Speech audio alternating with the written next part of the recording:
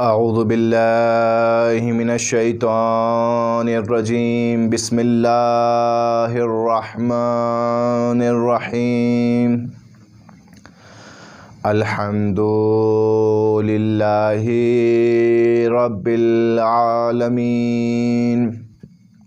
الصلاة والسلام والتحیۃ والاکرام علی محبوب رب المشرقین والمغربین مولانا و مولا القونین جد الحسن والحسین ابی القاسم محمد اللہم صل علی محمد وآل محمد وعلى أهل بيته الطيبين الطاهرين المعصومين المظلومين ولعنة الله على أعدائهم أجمعين من يوم عداوتهم إلى قيام يوم الدين أما بعد فقد قال الله الحكيم في كتابه الكريم وهو أصدق الصادقين وقوله الحق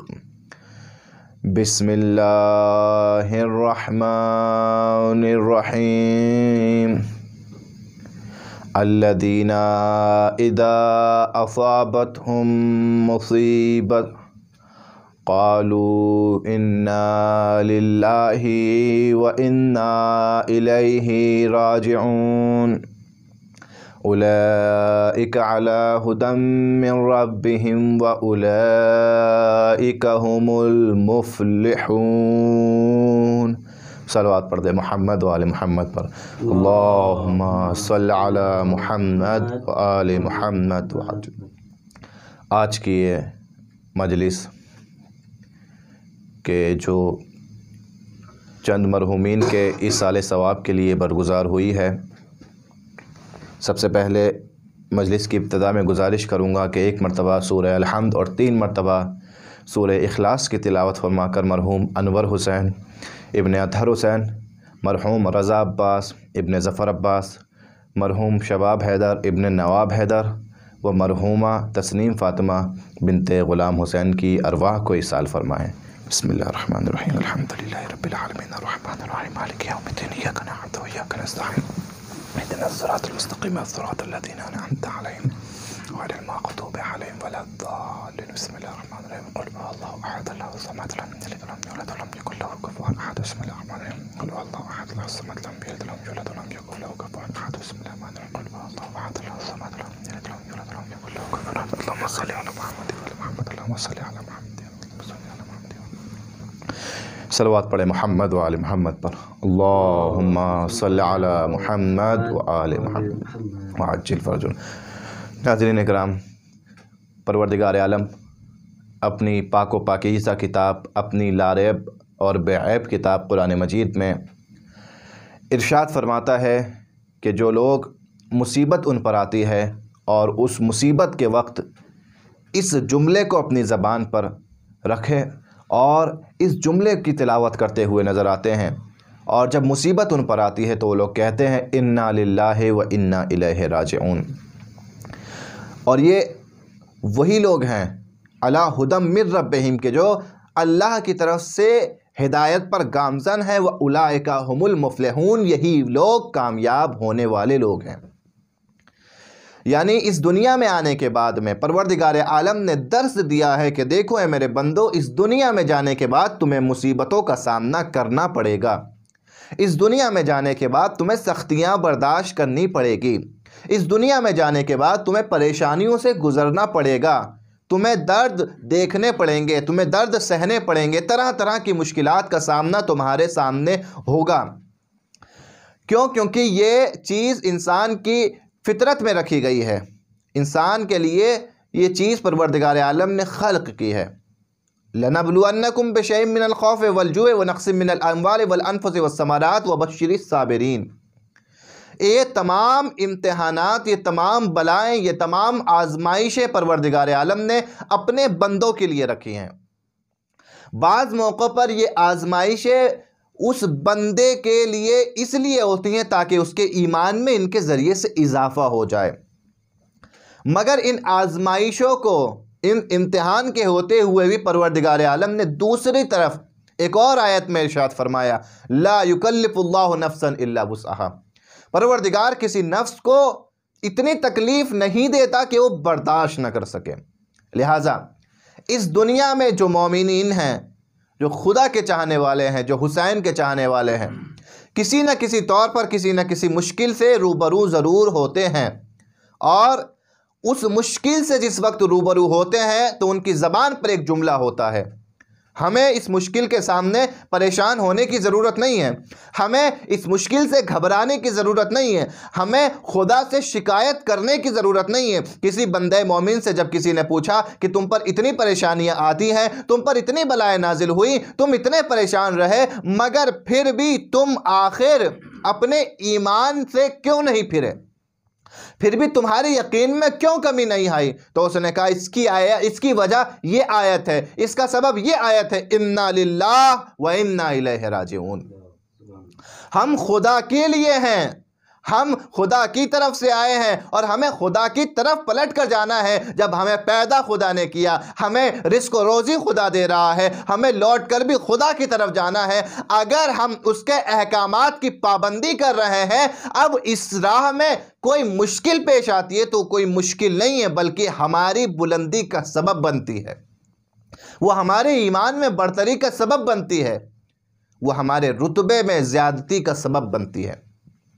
اگر عیش و عشرت سے ہی زندگی گزارنا اس زندگی کا اصل مقصد ہوتا تو پروردگار عالم اپنے خاص بندوں کو، انبیاء کو، رسولوں کو کوئی تکلیف نہ دیتا، کوئی تکلیف نہ دیتا۔ لیکن یہ تکلیفیں انسان کی زندگی کا حصہ ہیں۔ ناگہانی موت، انسان کی اپنے عزیز سے جدائی، اپنے اس لختے جگر سے جدائی کہ جسے برسوں پالا تھا، جسے اپنی گود میں پالا تھا، جسے پال کر جوان کیا تھا، ایک حادثے میں اس کو کھو دینا، اپنی بہن کی جدائی، اپنے عزیز بھائی کی جدائی، یہ تمام چیزیں، یہ تمام مصیبتیں پروردگار عالم کی طرف سے آزمائش ہیں۔ کیوں؟ کیونکہ ہم اس کی راہ میں گامزن ہیں اور ہمیں ایک مقصد کی طرف جانا ہے۔ لہٰذا یہ آیت بہت ہی زیادہ اہم ہے اور بہت ہی زیادہ اہمیت رکھتی ہے کہ اس کو اگر انسان سمجھ لے، انا للہ و انا الیہ راجعون، ہم خدا کی طرف سے آئے ہیں اور ہمیں خدا کی طرف جانا ہے۔ پروردگار عالم نے ہمیں کتنی نعمتوں سے نوازا، ہم جدھر بھی نظر کریں پروردگار عالم کی نعمتیں ہیں، لیکن اس نے کہا کہ یہ ساری نعمتیں تیرے لیے میں نے خلق کی ہیں، مگر اس دنیا کو فقط توشہ آخرت سمجھنا، اس دنیا سے اتنا لینا کہ جتنا تیری آخرت میں کام آ سکے۔ اگر اس دنیا ہی میں غرق ہو جاؤ اور آخرت کی فکر نہ کرو تو اپنے مقصد سے پھر گئے ہو۔ حضرت امیر کائنات مولا علی علیہ السلام سے کوئی شخص آ کے سوال کرتا ہے اور ایک عجیب بات مولا سے پوچھتا ہے، مولا یہ بتائیے کہ نزدیک کیا ہے اور اس سے بھی زیادہ نزدیک تر کیا ہے، عجیب کیا ہے اور اس سے بھی زیادہ عجیب تر کیا ہے، دشوار کیا ہے اور اس سے بھی زیادہ دشوار تر کیا ہے؟ مولا علی علیہ السلام نے جواب دیا کہ نزدیک قیامت ہے اور اس سے بھی زیادہ نزدیک تر موت ہے۔ دشوار انسان کا مرنا ہے، انسان کا اس دنیا سے جانا ہے، اور اس سے بھی زیادہ دشوار تر قبر کی منزلیں ہیں۔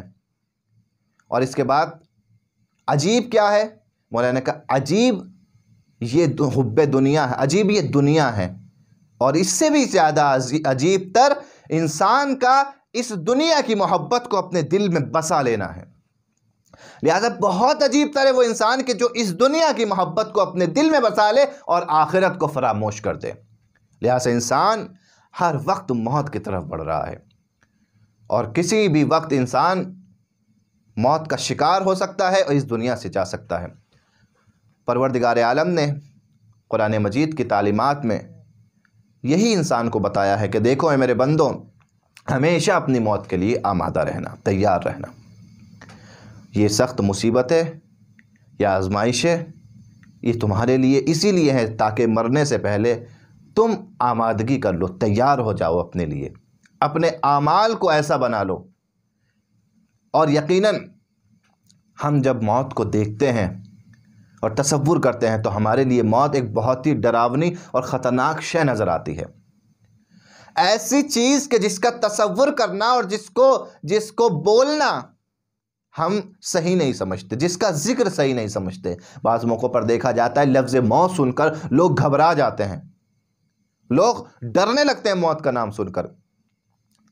یہ وہ وجہ ہے کہ ہم جب اپنی دنیا میں مشغول ہوتے ہیں تو موت کے ذکر سے غافل ہوتے ہیں، مگر روایات میں آیا ہے کہ موت کا زیادہ سے زیادہ ذکر کرو، موت کو یاد کرو۔ موت کو یاد کرنے کا مطلب یہ نہیں ہے کہ ہر وقت اپنی موت کی دعا کرو، نہیں، موت کو یاد کرنے کا مطلب یہ ہے کہ ہر وقت تمہارے ذہن میں یہ رہے کہ میں کسی بھی وقت خدا کی بارگاہ میں جا سکتا ہوں۔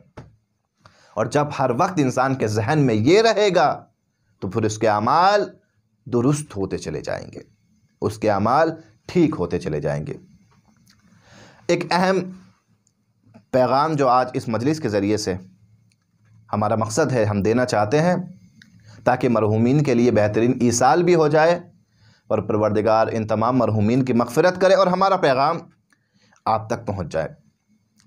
پہلی چیز کہ جس پر ہمیں بہت زیادہ توجہ کرنی چاہیے وہ یہ کہ ایک انسان جب اس دنیا سے جاتا ہے تو اس کا نامہ اعمال بند ہو جاتا ہے اس کی طرف سے۔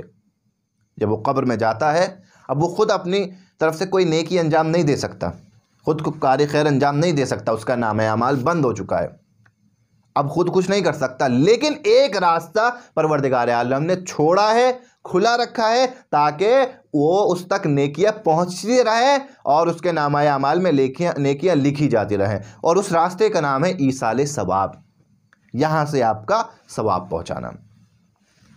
ایک یہ راستہ انسان کے لیے چھوڑا گیا ہے، لہٰذا جیسے انسان قبر میں جاتا ہے اور قبر میں دفن ہو جاتا ہے اب وہ خود کوئی عمل انجام نہیں دے سکتا، اب دوسرے اس کے نیابت میں عمل انجام دیں گے اور اس کا ثواب اس کے نامہ اعمال میں لکھا جاتا رہے گا۔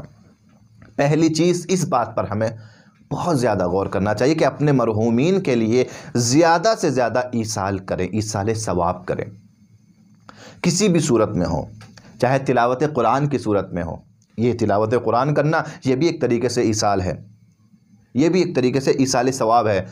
آپ یہاں تلاوت کریں گے قرآن کی اور مرحوم کے نامہ اعمال میں قرآن کی تلاوت کا ثواب لکھا جائے گا۔ مجلس اعزا پر گزار کرنا یہ بھی ایک ایصال ثواب ہے، لوگوں کو دعوت کرنا، کھانا کھلانا یہ بھی ایصال ثواب ہے۔ اس کے علاوہ بہت سے ایصال ثواب ہیں کہ جو ہم اپنی طرف سے کر سکتے ہیں۔ ایک نوجوان نے بہت خوبصورت سوال مجھ سے کیا۔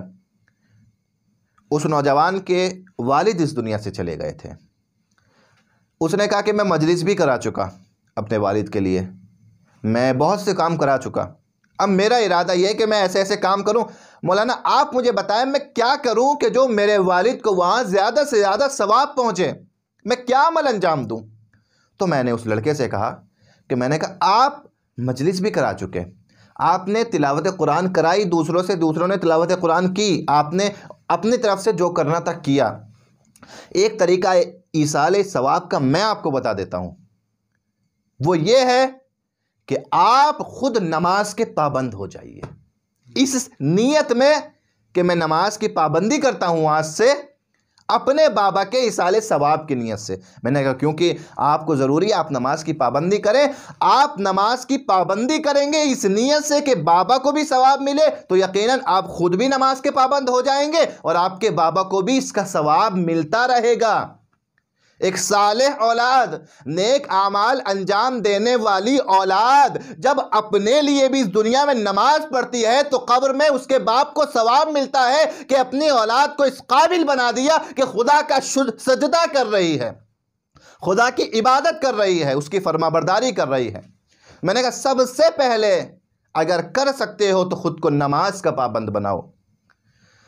دوسرا کام یہ کرو کہ خود کو گناہوں سے دور کرو، یہ میوزک سننا، یہ دوسرے قسم کے گناہوں کو انجام دینا، اس سے خود کو دور کر لو، یہ بھی ایک ایصال ثواب ہے۔ ہم سمجھتے ہیں فقط قرآن پڑھ کے ایصال ثواب ہو جاتا ہے، ہم سمجھتے ہیں کہ فقط مجلسوں کے ذریعے سے ایصال ثواب کیا جا سکتا ہے، نہیں، اس طریقے سے بھی ایصال ثواب کیا جاتا ہے۔ انسان اگر اس کا کوئی عزیز دنیا سے گئے، خاص کر اگر والدین دنیا سے گئے ہیں، اولاد اپنے آپ کو نیکی کا پابند بنائے اس نیت سے کہ ہمیں اس ذریعے سے اپنے والدین کے ایصال کو، ان کو ایصال پہنچا رہا ہوں، لہٰذا اور دیگر جو ذرائع موجود ہیں، یقیناً یہ ایصال جو ہے مرحوم تک پہنچتا ہے۔ اور روایتوں میں ہے کہ شب جمعہ منتظر رہتے ہیں مرحومین کی ارواحیں منتظر رہتی ہیں عالم برزخ میں کہ ہمارے وارثہ، ہمارے وارثین، ہمارے بچے کچھ ایصال کریں تاکہ ہمیں یہاں پر وہ ایصال پہنچے، ہم یہاں مستحق ہیں، ہم یہاں محتاج ہیں اعمال کے۔ ہر شب جمعہ، لہذا شب جمعہ خصوصاً اپنے مرحومین کو فراموش نہ کریں۔ اور دوسری چیز کہ جو ہم کر سکتے ہیں، اور بڑے افسوس کے ساتھ کہنا پڑ رہا ہے کہ یہ چیز بہت ہی زیادہ فراموشی کا شکار ہو چکی ہے۔ بہت سے گاؤں اور بہت سے قصبے ہم نے ایسے دیکھے ہیں کہ جہاں پر لوگ جس گاؤں سے، جس قصبے سے اپنے وطن ہونے کے متعلق ایک قلبی محبت کرتے ہیں، بہت ہی زیادہ محبت کرتے ہیں، اور مگر وقت کی ضرورت کے لحاظ سے وہ لوگ وطن چھوڑ کر شہروں کی طرف رہنے پر مجبور ہیں، اور شہروں میں رہتے ہیں، اور شہروں میں اپنے کاروبار میں اور دنیا کی دوسری مصروفیات میں مصروف ہیں۔ مگر ہر کسی کی ایک قلبی تمنا ہوتی ہے کہ جب میں مروں تو مرنے کے بعد اپنے آبائی وطن میں دفن کیا جاؤں۔ لہٰذا ہم نے خود ہندوستان میں بہت سے ایسے علاقے دیکھے ہیں کہ مثلاً دہلی میں، یہ ممبئی میں رہائش ہے، مگر جب انتقال کرتے ہیں یا کوئی مرحوم ہوتا ہے گھر میں تو اس کا جنازہ لے کے اس کے آبائی وطن جایا جاتا ہے۔ یہ خود ایک اچھا عمل ہے، مگر یہاں ایک بات کو فراموش نہ کریں بالکل بھی۔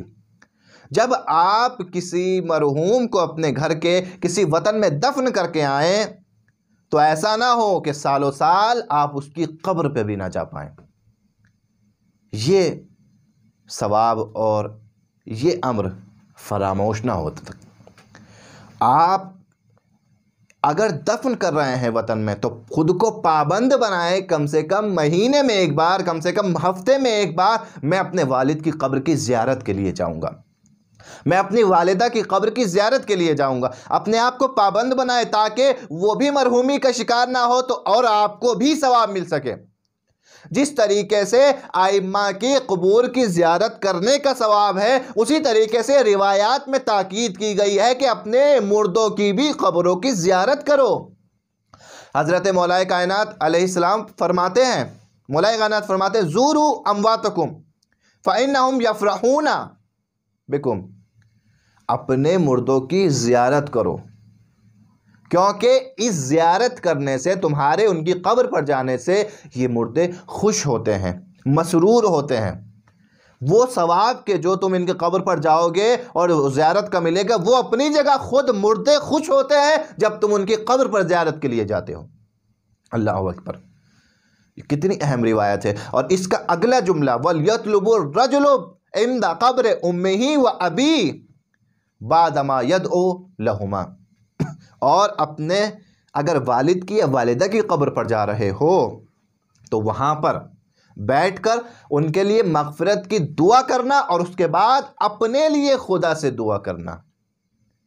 یہ مولا کائنات نے بتایا ہے اشارتاً کہ اگر تمہیں کوئی مشکل پیش ہو دنیا میں، تم کسی مصیبت کا شکار ہو، تمہاری کوئی دعا قبول نہیں ہو رہی ہو، ہر وظیفہ انجام دے کے دیکھ لیا ہو، دعا قبول نہیں ہو رہی ہو، تو جاؤ ایک بار اپنی ماں کی قبر پر جا کر خدا سے دعا کرو، پروردگار تمہاری دعا کو قبول کرے گا۔ وہاں بیٹھ کر اپنے والدین کے لیے مغفرت کی دعا کرو اور پھر اپنے لیے دعا کرو۔ مولا نے یہ جملہ کہہ کر جو بتایا ہے، اپنے لیے دعا کرو، یعنی آپ کی دعا وہاں پر مستجاب ہے۔ وہاں پر اگر آپ اپنے لیے دعا کرو گے تو تمہاری دعا مستجاب ہوگی۔ اس لہٰذا انسان کو چاہیے کہ اپنے آپ کو پابند بنائیں کہ اہل قبور کی زیارت کو جائے، قبروں کی زیارت کرے، خاص کر اپنے والدین کی قبروں کی زیارت کرے۔ ایک روایت میں خود رسول خدا صلی اللہ علیہ وآلہ وسلم ارشاد فرماتے ہیں، رسول خدا کے سامنے ایک شخص آیا تو کہتا ہے کہ پریشان ہوں یا رسول اللہ، میں دعا کرتا ہوں مگر قبول نہیں ہوتی۔ تو رسول خدا نے کہا کہ جاؤ اپنی ماں سے کہو کہ وہ تمہارے لیے دعا کرے۔ اب وہ شخص کہتا ہے کہ یا رسول اللہ میری ماں تو فوت ہو چکی ہے، میری ماں اس دنیا میں نہیں ہے۔ کہا جاؤ اپنی ماں کی قبر پر جاؤ اور وہاں جا کر خدا سے دعا کرو۔ یقیناً انسان یہ نہ سمجھے کہ والدین چلے گئے ہیں قبر میں تو اب کسی کام کے نہیں ہیں، نہیں، وہاں جا کر اگر اپنے لیے دعا کرو گے تو وہاں جا کر بھی دعائیں قبول ہوں گی، وہاں جا کر بھی تمہاری دعاؤں کو پروردگار سنے گا۔ لہٰذا یہ وہ چیزیں ہیں کہ ان کے ذریعے سے ہم اپنے مرحومین کو بہترین ایصال کر سکتے ہیں، اور یقیناً یہ ایصال مرحومین تک پہنچتا بھی ہے اور مرحومین مسرور بھی ہوتے ہیں۔ لہٰذا آیت اللہ طحرانی ایک خوبصورت داستان بیان کرتے ہیں، اور اس داستان سے اور اس واقعے سے بخوبی واضح ہو جاتا ہے کہ مرحومین تک یہ ایصال پہنچتا ہے، اور مرحومین اس ایصال کے بعد میں اپنے اندر تبدیلی بھی محسوس کرتے ہیں۔ لہٰذا ایک خاتون تھی کہ جس کی ماں اس دنیا سے چلی گئی تھی، جس کی ماں فوت ہو گئی تھی۔ اب اس کی ماں کو ایک قسم کا کھانا بہت پسند تھا۔ اس نے اس نیت سے کہ اس کی ماں کو ثواب پہنچے وہ کھانا بنایا اور غریبوں میں تقسیم کیا۔ آخر میں ایک فقیر آیا اور اس نے کھانا طلب کیا تو اس کے پاس کوئی برتن نہیں بچا تھا۔ اس خاتون نے حمام سے ایک برتن کو نکالا کہ جو حمام میں استعمال کیا جاتا تھا، اور اس میں کھانا اس فقیر کو دے دیا۔ اب وہ کھانا کھا کر خدا کا شکر کر کے وہاں سے چلا گیا۔ یہ خاتون کہتی ہے کہ میرے خواب میں رات کو میری والدہ آئیں، اور والدہ آنے کے بعد کہتی ہیں کہ اے میری لخت جگر، بہت شکریہ کہ تو نے میرے لیے ایصال کیا، تو نے میرے لیے اہتمام کیا، تو نے میرے لیے اتنی زحمتیں اٹھائی، مگر بس ایک گزارش میں تجھ سے کرنا چاہتی ہوں۔ کہا مادر فرمائے کیا گزارش کرنا چاہتی ہیں؟ کہ اگلی بار جب میرے لیے کچھ بھیجنا تو ایسے ظرف میں نہ بھیجنا کہ جس میں کھاتے ہوئے مجھے شرمندگی محسوس ہو۔ یعنی آپ دیکھیں کہ یہ ایصال پہنچتا بھی ہے وہاں تک انسان کو، مگر اس ایصال کے کرتے وقت ان شرائط کا بھی تھوڑا محاسبہ کرنا چاہیے کہ کس شرائط کے تحت ایصال کر رہا ہے۔ لہٰذا ضروری ہے کہ انسان ایصال کرے اور قبروں کی زیارت کرے۔ یہ دونوں کام انسان اپنے مرحومین کے لیے انجام دے، اور یہ دونوں کام سبب بنتے ہیں کہ مرنے والے کے نامہ اعمال میں حسنات لکھے جاتے ہیں، نیکیاں لکھی جاتی ہیں، اور پروردگار اس کی قبر سے عذاب کو دور کر دیتا ہے۔ لہٰذا اسی طریقے سے امام رضا کی بھی ایک روایت موجود ہے کہ امام علی رضا علیہ السلام فرماتے ہیں کہ اپنے بزرگوں کی قبروں کی زیارت کرو، کیونکہ وہ لوگ انتظار کرتے ہیں تمہارے آنے کا۔ کہ مولا جب ہم جاتے ہیں تو وہ ہماری آوازوں کو سنتے ہیں، ہمیں پہچانتے ہیں؟ تو مولا نے جواب دیا بے شک وہ تمہیں پہچانتے بھی ہیں، تمہاری آوازوں کو سنتے بھی ہیں۔ ایسا نہ ہو کہ ہم کسی کے دنیا سے جانے کے بعد میں اس کو ایسا فراموش کر دیں کہ اس کی قبر پہ بھی نہ جا پائیں۔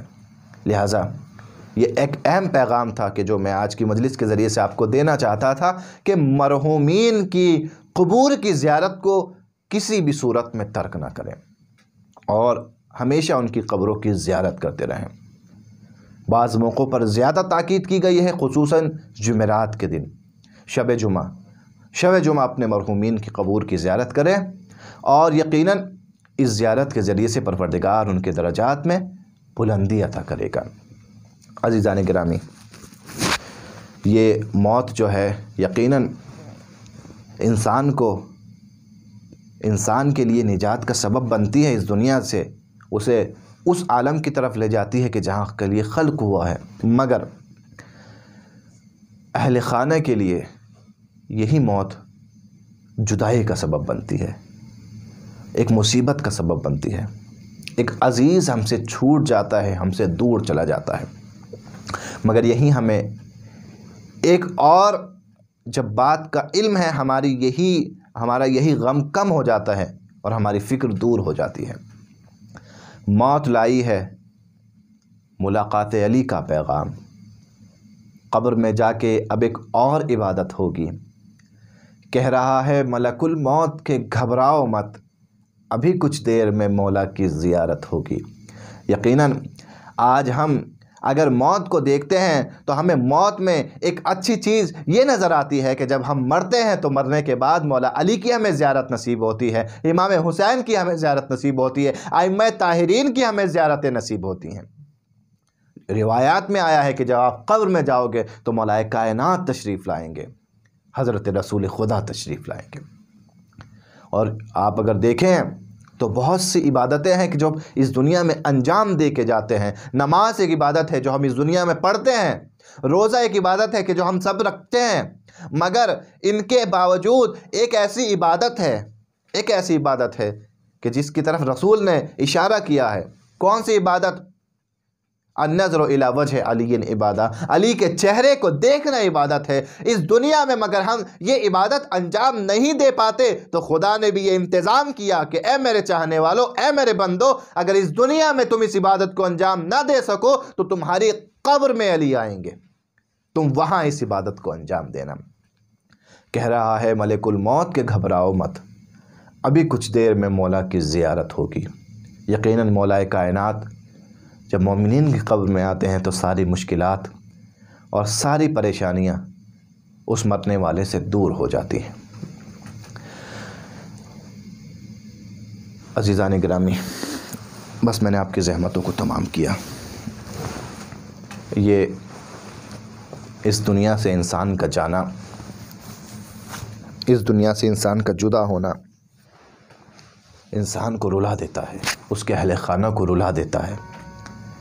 مگر سوچئے اس بی بی کے بارے میں کہ جو اپنے باپ کی جدائی کو برداشت نہ کر سکی اور اپنے باپ کی جدائی کے کچھ ہی مہینوں بعد شہید کر دی گئی۔ عزیزان گرامی، جب ہمارے گھر میں کوئی موت ہوتی ہے، جب کوئی عزیز اس دنیا سے جاتا ہے، جب کوئی اس دنیا سے رخصت ہوتا ہے تو کچھ آداب ہے، کچھ رسومات ہیں، ان کے تحت لوگ آتے ہیں، گھروں پر پرسہ دیتے ہیں، لوگ تسلی دیتے ہیں، لوگ ہمارے گھروں میں ہمارے دلاسے کے لیے آتے ہیں۔ مگر ہائے، جب رسول خدا اس دنیا سے گئے تو مسلمان گھر پر تو آئے فاطمہ زہرا کے، مگر دلاسا دینے کے لیے نہیں آئے۔ پھر کس لیے آئے؟ دروازے میں آگ لگانے کے لیے آئے۔ روایت کہتی ہے کہ ادھر رسول کی آنکھیں بند ہوئی، ادھر فاطمہ زہرا کے دروازے میں آگ لگا دی گئی، فاطمہ زہرا کے پہلو شکستہ کر دیا گیا۔ عزیزان گرامی، یہ کون سا تعزیت دینے کا طریقہ تھا؟ عزیزان گرامی، بہت سے منظر ہم نے ایسے دیکھے کہ جہاں ہم اپنی مصیبتوں کو بھول گئے، اسی لیے ہم اپنی مصیبتوں پر غم نہیں مناتے، حسین کی مصیبت پر روتے ہیں، اہل بیت کی مصیبت پر روتے ہیں۔ آپ دیکھیں جب ہمارے گھروں میں کسی کی موت ہو جاتی ہے، لوگ آتے ہیں، آنے کے بعد کفن و دفن کا اہتمام کیا جاتا ہے، ساری چیزوں کو لوگ انجام دیتے ہیں، مرنے والے کے اہل خانہ روتے ہیں، لوگ تسلی دیتے ہیں۔ مگر کربلا میں ہائے، جب حسین ابن علی کے گلے کو کاٹا گیا، حسین کو قتل کیا گیا، کوئی تسلی دینے نہ آیا۔ اگر کوئی سکینہ کے پاس آیا تو کسی نے تماچا لگایا، کسی نے گوشواروں کو چھینا، کسی نے خیموں میں آگ لگائی۔ وہ بچی کہہ رہی تھی، ارے او لوگوں، میں سیدانی ہوں، ارے ہمارے خیموں کو نہ جلاؤ، ہماری چادروں کو نہ چھینو۔ حمید ابن مسلم کہتا ہے، میں نے بچی کو اپنے پاس بلایا، بلانے کے بعد میں نے اس سے پوچھا تمہارا نام کیا ہے؟ کہا میرا نام سکینہ ہے۔ کہا کہاں جانا چاہتی ہو؟ کہا حمید ابن مسلم مجھے نجف کا راستہ بتا دے، نجف کا راستہ بتا دے۔ کہا نجف جا کے کیا کرو گی؟ کہا نجف میں میرے دادا علی، میں ان سے شکایت کروں گی کہ اے دادا، میرے بابا کو قتل کر دیا گیا، اے دادا، میرے بھیا کو بھی قتل کر دیا گیا، اے دادا ظالموں نے ہمارے خیموں میں آگ لگا دی۔ سیعلم الذین ظلموا ای منقلب ینقلبون، انا للہ و انا الیہ راجعون۔ پروردگار تو واسطہ محمد و آل محمد کا ہماری اس مختصر سی عبادت کو قبول فرما۔ پروردگار اس عبادت کے ذریعے سے اس کا ثواب مرحومین کے نامہ اعمال تک پہنچا، مرحومین کے گناہان کبیرہ و صغیرہ کو معاف فرما۔ پروردگار تو واسطہ محمد و آل محمد کا جن مرحومین کے سارے ثواب کے لیے مجلس منعقد ہوئی ہے، پروردگار ان کے درجات کو بلند فرما، ان کے اہل خانہ کو صبر عطا فرما۔ پروردگار امام زمانہ کے ظہور میں تعجیل فرما، ہمیں امام کے ناصر و اعوان میں شمار فرما۔ 1 مرتبہ سورہ الحمد اور 3 مرتبہ سورہ اخلاص کی تلاوت فرما کر انور حسین ابن اطہر حسین اور باقی تمام مرحومین کی ارواح کو ایصال فرما۔